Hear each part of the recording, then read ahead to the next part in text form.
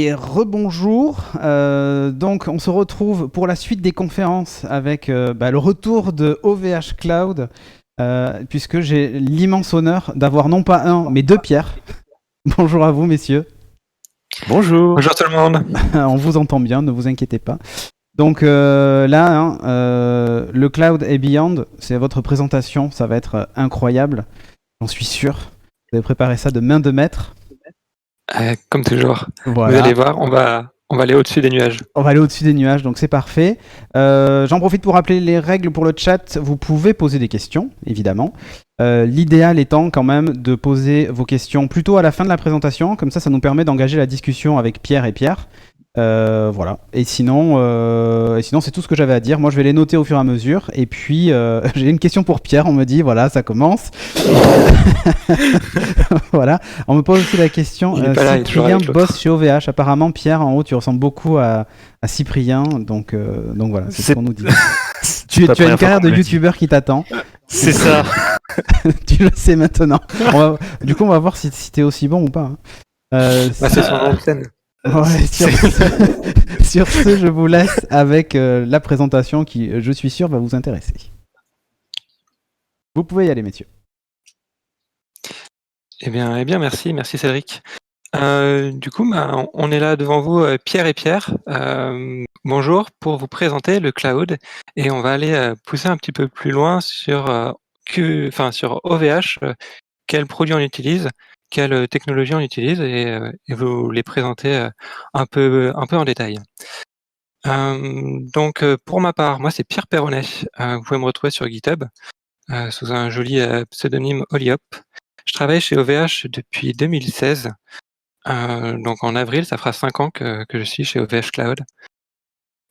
J'ai travaillé dans beaucoup d'équipes différentes, mais les dernières en date, c'est celles qui font les services managés, qui est du Kubernetes managé et de la Private Registry managé, donc une sorte de Docker Hub managé, basé sur Arbor. Arbor, du coup, c'est le dernier logo qu'on voit parce que je suis impliqué dans la communauté GitHub de Arbor, puisque je suis mainteneur du projet. Je suis basé à Lille et vous voyez ma tête avec mon joli chapeau. Maintenant, à toi Pierre, je te laisse la main. Merci Pierre. Du coup, moi je m'appelle Pierre Zemb, je travaille également à OVH Cloud. Moi je suis spécialisé dans tout ce qui est système distribué. Donc je suis contributeur à différentes technologies comme HBase, Flink, Kafka, Pulsar, FoundationDB, etcd. Bref, plein de trucs où on stocke de la donnée. J'habite à Brest et je suis co-leader du FinisDev, qui est donc l'association du Java User Group et du Google Developer Group, et ainsi que Devox for Kids brestoise. Alors, on va parler cloud, on va parler de deux aspects. Chaque Pierre, en fait, va avoir sa partie. Pierre Perronnet va commencer à parler de compute. Il va vous parler de Kubernetes, un peu comme Horatio. Il va vous parler de la genèse de Kubernetes. Il va vous parler d'applications cloud native et des enjeux qu'il y a derrière configurer son cluster Kubernetes. Et après, je prendrai la main et je parlerai de stockage de données, de base de données. Comment choisir sa base de données, pourquoi on parle de gravité autour de la donnée et des architectures qu'on appelle data-driven. C'est à toi, Pierre. Merci, Pierre. Alors, commençons avec Kubernetes. Kubernetes était arrivé lorsque Amazon, AWS, il est encore numéro 1 mondial des cloud providers. Ça fait très longtemps qu'ils font ce service-là, de proposer des VM managés, de proposer plein de services managés. Et ce qui s'est passé, c'est qu'à un moment donné, Google a voulu arriver sur le marché.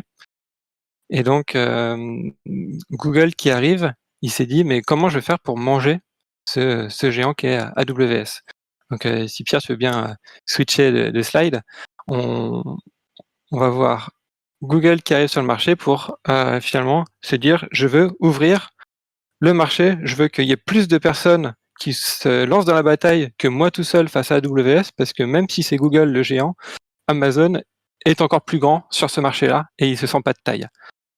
Alors ils ont déjà des produits qui existent, qui est Kubernetes en interne, et ils se sont dit, mais ça serait bien qu'en fait on soit pas les seuls à l'utiliser et qu'on arrive à en faire quelque chose de standard, d'uniforme à travers tous les cloud providers. Et c'est comme ça que Kubernetes est né, puisque après Google qui arrive, on a ramené les développeurs, n'importe qui, tout à chacun peut installer son kube dans son coin parce que tout est open source, et aussi les cloud providers. Si tu peux cliquer, comme OVH par exemple, ou même Azure qui s'y est mis pour orchestrer et utiliser Cube. Alors, je dis orchestrer, j'ai un peu vendu la mèche puisque Kubernetes, qu'est-ce que c'est? Alors, vous l'avez déjà vu avec Horatio, mais je vais faire le résumé en une slide. Kubernetes, ça permet de gérer des ressources, gérer plein de types de ressources. Il gère des nœuds, donc c'est là où vont tourner les applications, les conteneurs. Il gère le réseau, il gère les volumes, et il gère plein d'autres ressources, même de manière dynamique, puisque un développeur pourrait installer, même créer, définir sa propre ressource à partir de specs. L'une des plus courantes qui n'est pas built-in dans Kubernetes, c'est les certificats. On a besoin de gérer des cycles de vie de certificats. On a besoin de créer un certificat, donc le générer avec une certaine taille de clé, avec différents critères. Et au bout d'un moment, il a expiré, il faut le renouveler. Ça, c'est quelque chose qu'on n'a pas envie de gérer manuellement. Donc, il y a une ressource certificat qui a été créée pour ça. Et c'est pas built-in, ça a été rajouté par la suite. C'est un peu le principe des opérateurs dont Horatio a parlé tout à l'heure. Donc en fait, c'est plutôt, on va se concentrer sur le Kubernetes, qu'est-ce que ça manage, plutôt que comment ça manage, puisque c'est l'objectif de Kube, c'est que vous gérez un certificat, vous n'avez pas besoin de savoir comment c'est géré derrière, ça le fait pour vous. C'est quand même la beauté du cloud et la beauté de Kube. Alors, Kubernetes, ça fait tourner des applications dans des conteneurs. C'est bien, mais on peut pas mettre tout et n'importe quoi dans Kube. Il faut que ça soit des applications qui soient dites cloud native. Donc une application cloud native, c'est quelque chose qui est designé pour être cloud native. On va pas, en tout cas, je déconseille fortement de prendre une application qui est un peu vieillotte. Je vais peser mes mots parce que c'est un sujet qui peut être compliqué, mais un peu vieillotte. Et à mon sens, il faudrait éviter de l'adapter pour que ça soit cloud native, parce qu'on va avoir difficilement une architecture microservice. C'est le deuxième point. Pour être cloud native, il faut impérativement avoir une architecture microservice. Ça veut dire découper les applications par métier, par objet, par service. Ça veut aussi dire découpler le stockage.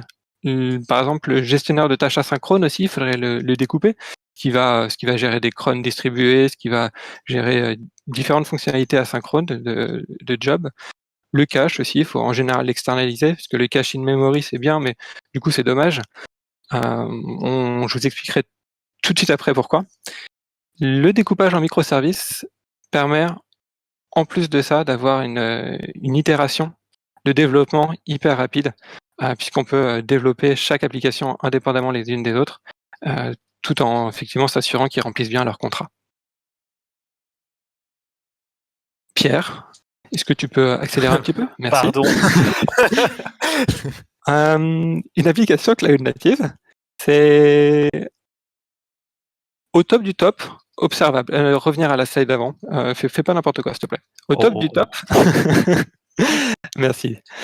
C'est au top du top, il faut qu'elle soit observable. Ça veut dire qu'il faut qu'on puisse comprendre ce qui s'y passe dans les logs. Il faut qu'on puisse monitorer les métriques, le nombre de connexions, par exemple, sur une API. Il faut qu'on puisse remonter les bugs. Alors, j'ai mis un exemple, c'est Sentry, mais il en existe des dizaines, voire des centaines d'applications pour collecter les bugs. Et le point clé de tout ça, c'est die fast and recovery fast. Ça veut dire quoi? Ça veut dire qu'une application, il faut accepter le fait qu'elle meurt. Il faut accepter le fait que on arrive dans un cas où on sait pas, il faut juste la tuer pour la redémarrer.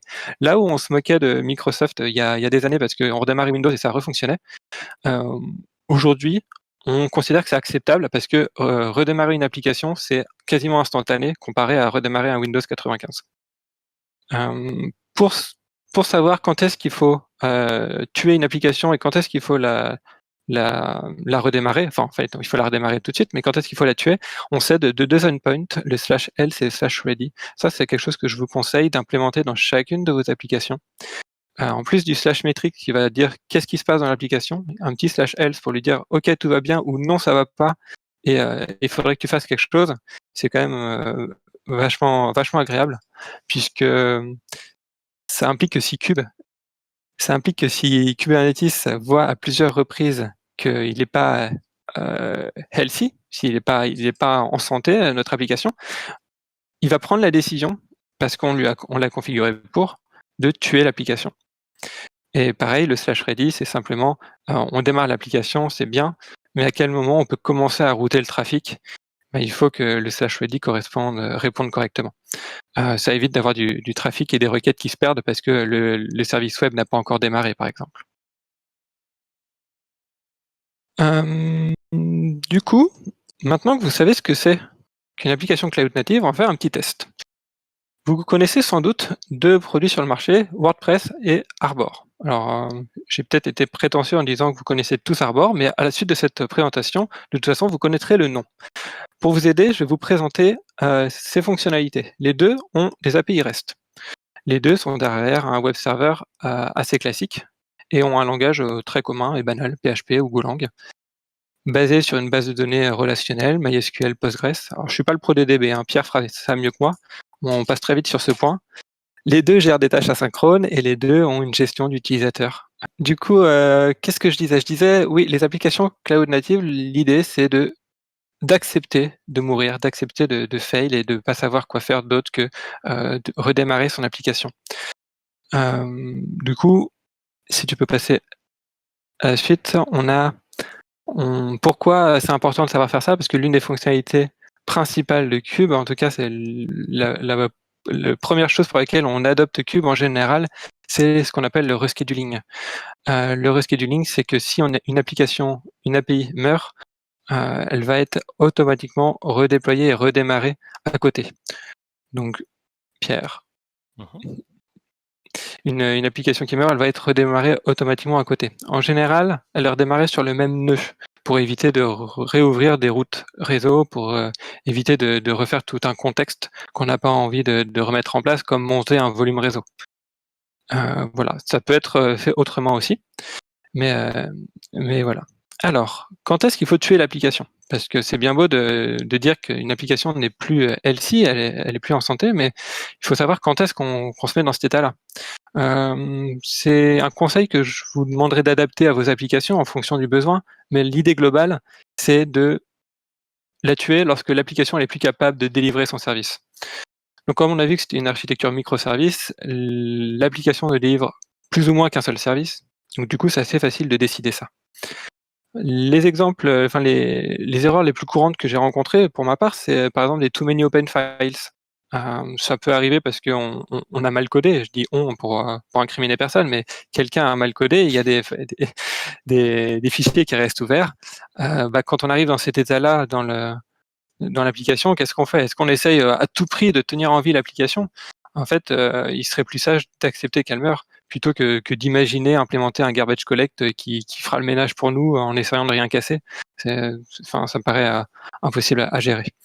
D'autres erreurs qui peuvent être communes, c'est des erreurs de network dans le cas où le stockage n'est plus accessible. Alors ça, c'est quelque chose auquel il faut faire attention, surtout à très grande échelle, puisque si une base de données tombe, par exemple, est-ce qu'on a vraiment envie de redémarrer les 10, 20, 50 ou 100 applications qui tapaient dessus? Voilà, je mettrai les pincettes, mais par contre, ça permet quand même une chose, de la redémarrer. Des fois, ça permet de réouvrir les connexions. Ça permet de réinitialiser quelque chose, par exemple un client PostgreSQL qui se serait fermé avec des connexions éteintes. Ça permet des fois de le relancer. Après, vous en faites pas, il y a une fonctionnalité interne à Cube qui permet de ne pas redémarrer une application en boucle en permanence tout le temps. Il y a ce qu'on appelle du back-off et donc il va redémarrer instantanément la première fois, puis il va y avoir un délai la seconde fois qui augmente à chaque fois. Du coup, ça évite de trop tabasser les infras, si je peux me permettre ce vocabulaire. Alors, ça a l'air tranquille de naviguer comme ça, de savoir qu'en fait, il suffit d'exposer un /else, de configurer son petit son pod, puisque c'est le terme pour déployer des applications dans Cube.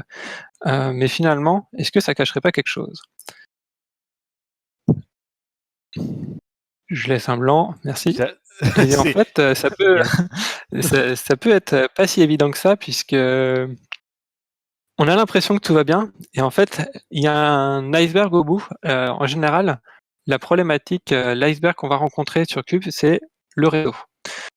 Le réseau, pourquoi? Parce que quand on a une application dans Cube, on va avoir, en général, besoin d'un load balancer. En fait, on a besoin d'un load balancer, quelle que soit l'application, qu'elle soit dans Cube ou pas, puisque ça permet d'avoir une entrée statique distribuée, achat, résiliente, tout ce qu'on veut, qui permet de répartir la charge sur les applications qui sont derrière. Alors, dans le cas où on a une seule API sur un cluster Cube, c'est pas hyper pertinent. Mais si Pierre, quand il va passer à la suite, on rajoute une deuxième API, vous comprenez tout de suite que c'est un intérêt. On a un seul point d'entrée pour tout le monde et qui va répartir la charge sur les différentes API.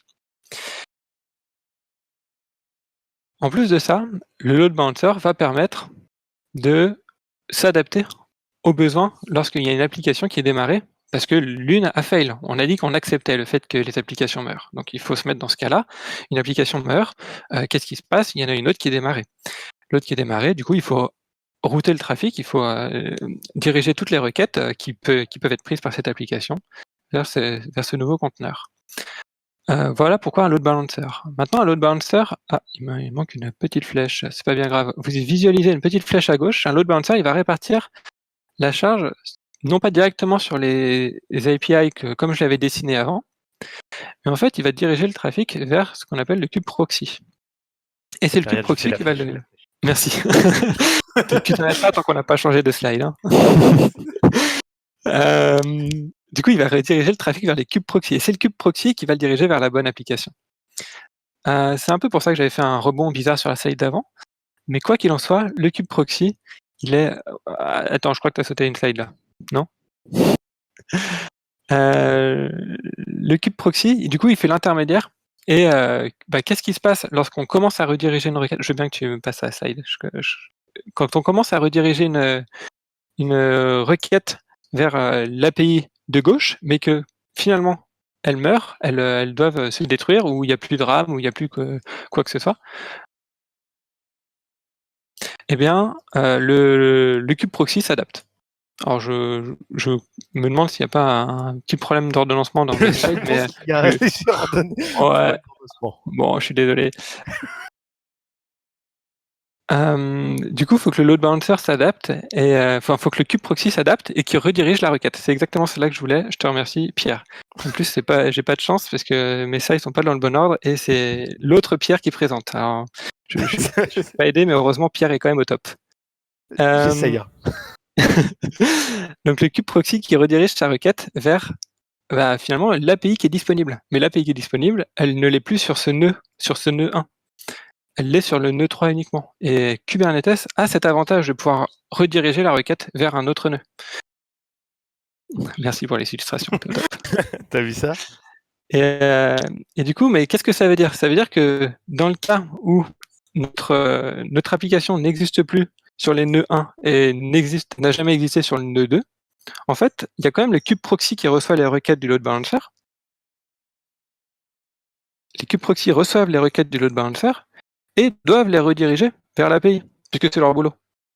C'est leur boulot de rediriger tout le trafic vers les API qui sont disponibles dans le cluster. Donc là, on voit bien sur ce schéma, à droite, une autoroute, puisque le load balancer communique avec le kube proxy, et le kube proxy va directement sur la même machine communiquer avec l'API. Donc on ne sort pas de la machine, on est sur de la loopback. Alors que sur les deux autres nœuds, on sort de la machine et on a du trafic entrant et sortant qui sont en trop, en fait. Ils font juste proxy et ça ne nous sert à rien. Et ça ralentit la requête pour rien. Du coup, le kube proxy, c'est magique parce que ça permet de router toutes les requêtes, mais en fait, c'est la config par défaut et ça permet quand même des lenteurs dans les requêtes. Là, vous voyez qu'il y a une requête sur 3 qui va prendre l'autoroute et 2 requêtes sur 3 qui vont prendre finalement les petits chemins dans la campagne. Et ça, c'est pas très bon. Ça veut dire que si on ça fait tomber les performances. Du coup, qu'est-ce qui serait bien? Pardon. Ce qui serait bien, c'est que le load balancer sache sur quel nœud tournent les applications, pour finalement ne router le trafic que sur les bons cubes proxy. On voit que le nœud 2 au milieu n'a pas l'application API, n'a pas l'application verte.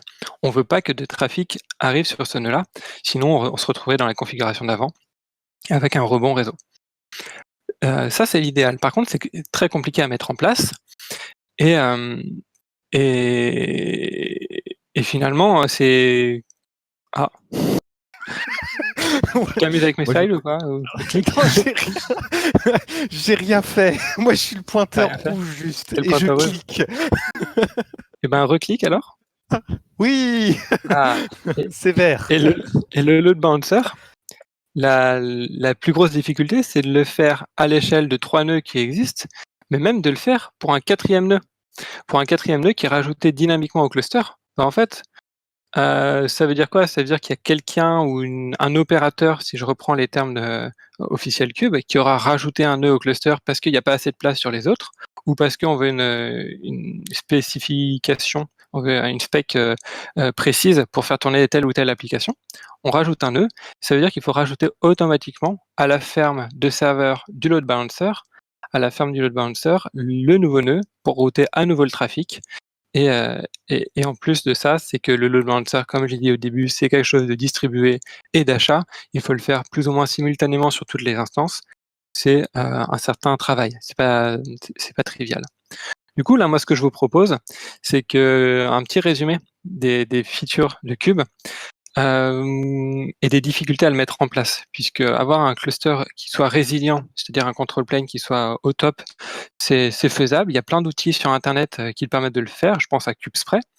Avoir quelque chose d'optimisé, c'est un peu plus de travail. Alors, si en plus on rajoute le monitoring, là, on se retrouve à des nœuds dans le cerveau. Et finalement, on vous propose même quelque chose de résilient, d'optimisé, de monitoré et de gratuit chez OVH, puisqu'on ne paye pas le control plane. Alors pour être tout à fait transparent avec vous, il n'est pas si gratuit que ça, puisque même si on ne paye pas le service Kubernetes, on paye évidemment les nœuds, les VM sur lesquels vont tourner les applications. On peut pas faire du mécénat non plus à grande échelle, mais on essaye de faire au mieux avec ce qu'on a. Et là, on vous propose quelque chose de résilient, d'optimisé et de monitoré. Sur ce, je passe la main à Pierre. Merci Pierre. Eh ben, on va enchaîner. Pierre nous a parlé de compute. On va maintenant parler des enjeux du cloud, mais côté stockage de données. Et du coup, pour ça, je vous présente Bob.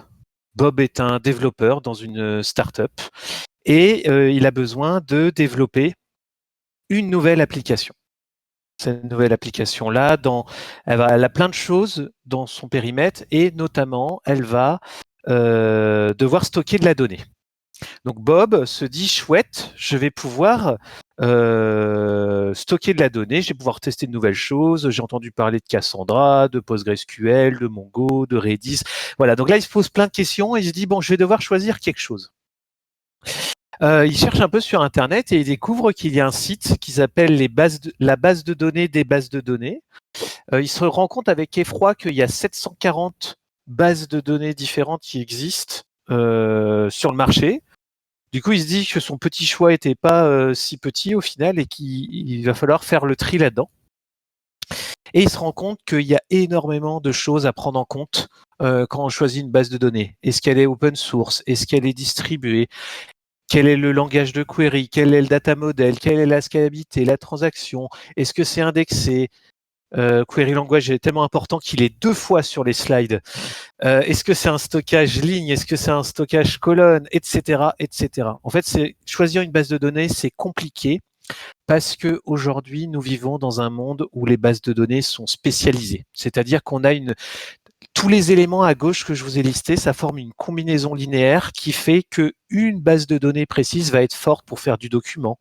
Une autre combinaison linéaire va être très bonne pour faire du clé-valeur, etc., etc. Donc, pour choisir une base de données, moi, ce que je vous conseille, c'est de vous poser ces 2 questions-là en premier. qu'est-ce que vous allez stocker. Est-ce que c'est des fichiers? Est-ce que ça ressemble à une table SQL? Est-ce que ce sont des documents? Est-ce que ce sont des séries temporelles? Et deuxième aspect, comment vous allez requêter votre donnée? Ça va vous permettre de savoir si vous avez besoin d'index ou non, globalement. Donc j'ai parlé qu'on a plein de bases de données, mais si on zoome à l'échelle d'une entreprise, en fait, on va se retrouver avec un continent de bases de données. Donc une belle carte du Mordor où on a du PostgreSQL, on a du Zookeeper, on a du HBase, du MySQL, enfin on a plein de choses. Et là je parle vraiment des familles de bases de données, je parle même pas des différentes versions de chaque base de données. On a un PG en 9, en 10, en 11, en 12, enfin c'est vraiment un territoire. Et là je vais vous inviter à plutôt imaginer ça comme d'imaginer les entrepôts de données comme quelque chose qui génère de la gravité. En fait, les bases de données, elles vont naturellement attirer de nouvelles applications et de nouveaux services. Donc, on va commencer à gauche. Donc là, j'ai Bob qui a créé son application en rouge. Et puis, il a utilisé une petite table SQL. Et là, on va commencer à rajouter d'autres applications. Donc là, on a 2 applications qui viennent d'apparaître. Là, je ne sais pas si vous avez remarqué, je rejoue l'animation, mais là, la donnée a augmenté parce qu'on a créé plus de tables, plus d'adhérence au système. Donc on a augmenté la gravité de cette base de données-là, elle est plus importante. Peut-être qu'on va lui rajouter des systèmes des nouveaux services, donc par exemple de la visualisation, de l'analytics. Bref, on va encore faire grossir, je vous montre l'importance de cette base de données-là, jusqu'à même arriver à l'extrême, qui est de se dire que l'étoile, elle a formé un trou noir, et en fait, si la donnée devient trop large, il est possible en fait que la base de données devient impossible à bouger. On peut imaginer ça très simplement. Vous avez en fait un énorme cluster de big data qui ne marche, qui vous n'avez pas la possibilité de bouger, ou alors votre base de données qui contient la facturation, en fait, elle a tellement d'imbrications que elle est incapable à bouger. Alors moi j'ai perdu. J'attendais que quelqu'un s'arrête, moi aussi j'ai perdu le retour. Ouais, j'ai perdu le. Ouais, les slides ont un petit souci. Je vais regarder, je vais essayer de les recharger de mon côté. Moi de mon côté ça a l'air bon. Ok, mais je vais regarder, ça doit être ici. Bon, tu peux faire sans slide, tu veux que je mime? Si tu veux. je propose Pierre que tu dessines mes slides à l'arrache comme ça, là en live sketch. Je suis très mauvais dessinateur, désolé. Ah zut. Ah cool, j'ai retrouvé, merci la régie. Du coup, je vais essayer d'aller vite. Du coup, au lieu de parler d'un territoire ou d'un continent, on va vraiment parler d'une galaxie d'étoiles et de données avec plein d'équipes et plein de périmètres différents. Et en fait, ça va correspondre à ce qu'on appelle une architecture chez nous. Donc là, on a l'architecture que Bob a designé. On peut s'apercevoir de 2 choses. Donc, alors là, on a des proxys et des load balancers. Là, je vais revenir, ce sera plus clair. On a les applications ici, 3 microservices. On a un bus événementiel, donc quelque chose qui ressemble à du Kafka. On a des fichiers. On a une base de données. Et donc là, on se rend compte que Bob a designé son architecture. Il a besoin de 4 entrepôts de données. Il a besoin de 4 bases de données. Il a besoin d'un cache, d'un bus événementiel, d'un stockage fichier et d'une base de données. Et ça va refléter le fait que pour les développeurs, le fait d'avoir accès à des bases de données, c'est devenu une commodité.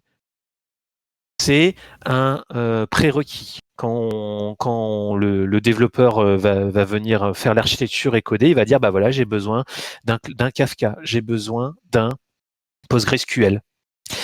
Et du coup, c'est vraiment un prérequis.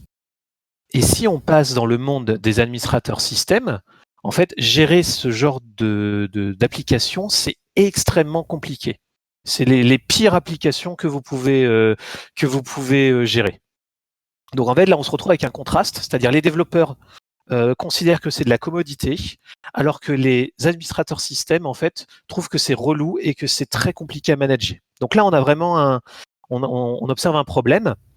Je vais passer vite parce qu'on est un peu short en temps, mais globalement, ce qu'il faut retenir également, c'est que les gens qui sont spécialisés dans les bases de données sont très rares.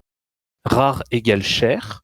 Et parce que ça demande énormément de compétences, que quand ça pète, du coup, comme Pierre l'a dit, vous allez avoir des répercussions massives dans des centaines de microservices peut-être. Plus vous avez une équipe qui va être efficace, en fait, moins elle va avoir de visibilité. Et elle gère en plus des tâches qui sont toujours pas évidentes, des mises à jour, des sauvegardes, des réplications dans des environnements ultra distribués. Dans du cloud, c'est jamais facile de gérer ce genre de choses. En plus de ça, alors Pierre a parlé de Kubernetes. Quelqu'un pourrait se dire, bah ouais, je vais déployer ça dans Kubernetes. En fait, ma base de données, je vais la déployer dans Kubernetes et puis ça marchera. Oui, mais non. Pas encore. C'est-à-dire qu'il y a énormément de travail qui est fait pour apporter le monde des bases de données dans Kubernetes. Aujourd'hui, on est capable de bootstrapper quelque chose, c'est-à-dire de fournir une expérience day one d'une base de données, mais on n'est pas encore capable, on n'a pas encore injecté dans l'opérateur le cerveau des gens qui connaissent par cœur les bases de données. Et c'est pour ça le yet, c'est pas encore. Du coup, je vous laisse sur cette slide-là. Pour moi, l'un des challenges du cloud, ça va être de gérer la donnée. On peut prendre un exemple très simple. Une banque qui a un data center et qui veut passer au cloud, elle va d'abord avoir besoin de bouger sa donnée avant de pouvoir bouger ses applicatifs. Du coup, avoir une approche cloud native, à mon sens, ça veut dire redonner sa vraie position à la donnée, c'est-à-dire assumer le fait que la donnée est au cœur de nos systèmes, que c'est compliqué à gérer. Et pour moi, c'est avoir une architecture orientée donnée, donc ce qu'on appelle les data-centric architecture, ou alors les event-driven architecture, que je n'ai pas le temps de vous expliquer en 5 minutes. Donc du coup, je vous laisse sur cette référence. C'est Designing Data Intensive Applications de Martin Kleppmann. C'est la bible des gens qui veulent faire des microservices. Ça vous explique en fait de long en large en travers tout ce que vous avez à savoir pour pouvoir faire des vraies architectures cloud. Donc je vous invite vraiment à parcourir ce livre-là. Il est considéré vraiment comme la Bible parce qu'il est extrêmement précis et il explique très bien les concepts. Voilà. Tu veux faire le TLDR, Pierre ? Bon, là, on est déjà un peu longuet sur le timing. Je pense qu'on peut directement passer aux questions. Comme ça, les gens peuvent lire le TLDR s'ils sont arrivés en cours de route. Parfait. Eh ben, merci à tout le monde. Et puis, on est là si vous avez des questions. Voilà. Donc, n'hésitez pas à poser vos questions. En vrai, c'était assez clair. Hein. Donc, je ne sais pas si on va en avoir beaucoup. Ils sont une centaine, alors il va peut-être avoir des questions. Hein. Désolé encore pour les micro-coupures réseau que l'on a ici, hein. C'est comme ça. Depuis ce matin, on en est droit à 2. Hein. T'inquiète pas, on a été cloud native, on a tué l'application, on l'a redémarré tout de suite, ça s'est presque pas vu, enfin il n'y a aucun problème. C'est ça, nous c'est pareil, hein. Load balancer, la connexion est tombée, fail back, hop sur une autre, tout ça. C'est ça. Et tout ça en direct, hein, donc c'est merveilleux. On nous dit merci, donc je pense que merci c'était top. Merci à Pierre surtout, voilà. Hein. Merci Cédric. Presque pas vu, on me dit, ouais, tout à fait, on a presque rien vu, hein, effectivement. Non, a priori, il n'y a pas trop de questions, donc c'est parfait. Je remonte un peu dans le chat, mais non, c'était clair. À part des blagues, ouais, merci Pierre, merci, voilà. Il fallait J'ai s'y vu passer attendre. Hein. j'ai une question pour Cyprien aussi, donc ouais, Oui, ouais, c'est ça. Comment ça va chez Webedia en ce moment? Mais adressez à Cyprien vos questions sur la conférence, je pense qu'il sera très content. C'est ça, Oui, il sera exactement. ravi sur Twitter. Il sera ravi. Tiens, on me redemande c'était quoi le livre avec le sanglier là. C'est pas un livre sur la chasse évidemment, mais Oui, tiens. vous partagez toujours l'écran ou pas? Ouais. Voilà. Ouais, je vais directement le répondre sur le chat. Designing Data Parfait. Intensive Application. Pouf. Parfait. De toute façon là il le voit. Alors, Je l'ai réaffiché. je vais aller. Tac. Voilà. Et on nous pose une question d'ailleurs. Est-ce qu'une entreprise devrait utiliser un outil du genre Chaos Monkey? Chaos Monkey. Pierre, tu veux répondre? Ouais. Dans notre projet, on l'a pas encore mis en place et je compte le mettre en place sur nos environnements de staging et de développement.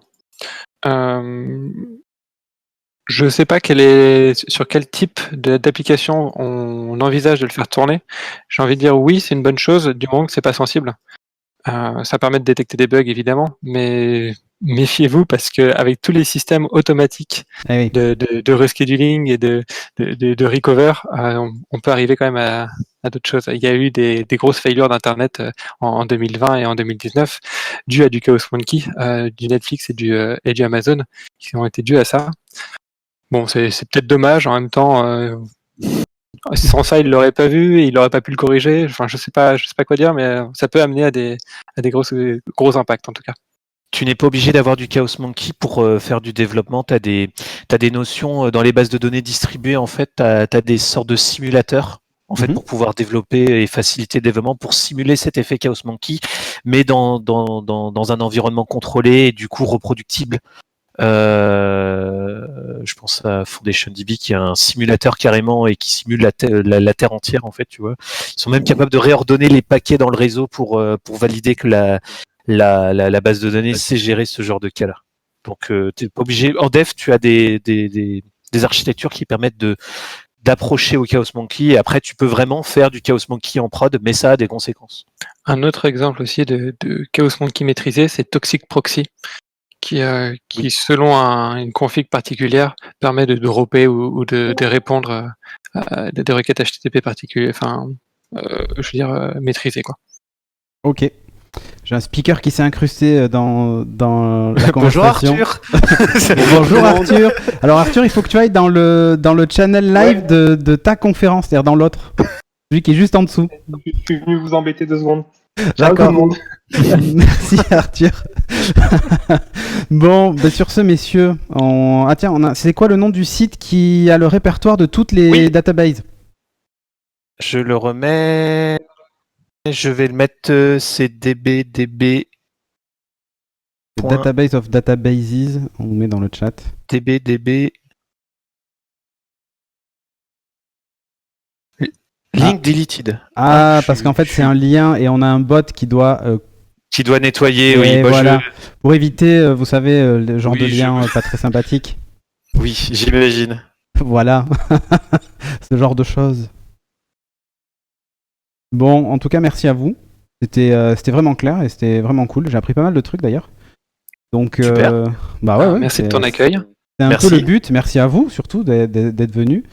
Merci Pierre et Pierre du coup. Et je remercierai aussi Jérémy en personne qui nous a recommandé chaleureusement Pierre et Pierre. Du coup c'est parfait. Il s'est pas trompé. C'était vraiment bien. Hein. Merci Jérémy. Merci Jérémy. Bonne journée tout le monde. C'était vraiment bien. Merci à vous donc. Je vais vous libérer. Donc du coup vous pouvez raccrocher quand vous voulez. Puis je vous recontacterai bientôt. Merci encore. Bon, du coup, on va enchaîner avec justement Arthur qui s'est incrusté dans le mauvais chat pendant qu'on se disait au revoir. On va faire une petite pause juste de 10 minutes histoire que vous puissiez aller reprendre un café, reprendre des forces, c'est l'heure du goûter. Et on se retrouve juste après pour parler craftsmanship avec Arthur Magne, juste après la pause. À tout de suite.